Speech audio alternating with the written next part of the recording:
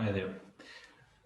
The purpose really of today's vlog is to look at understanding kind of where you are as a business in the job support scheme, and also in terms of what Nicola Sturgeon's announced in terms of the different 5 levels that we have.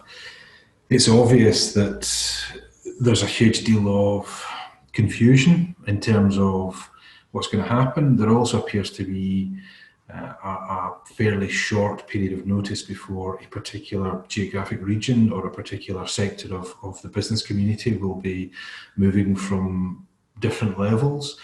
And I guess on one hand, the fact that we now have these 5 levels gives you as a business owner the opportunity to almost plan ahead. However, the flip side of that is that any plans you make are likely to be changed at fairly short notice.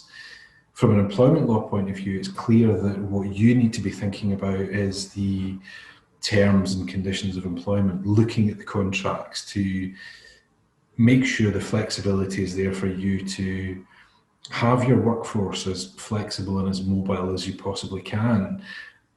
We need to make sure that as and when we move from level to level, that your staff are able to accommodate and adapt to that as well. And key and central to that is making sure that the contracts are appropriately worded. The discussion with the new job support scheme, particularly with the open and the closed one, is that there needs to be some kind of documented change to those terms and conditions. And I'm urging everyone to look at the contracts they have at present to see whether or not changes are going to be required. For the vast majority, there will need to be changes, and it's similar to when the furlough scheme first started, that we needed, at least initially, to put furlough agreements in place. Ultimately, that was relaxed and changed, and people understood the difficulty in trying to agree an amendment to a contract. So I think we're urging you now to look at the contracts you've got, to try and plan ahead as best you possibly can, and ultimately decide whether or not you as a business need to change your existing terms and conditions. And if you do, then we are happy to help. We're here to help.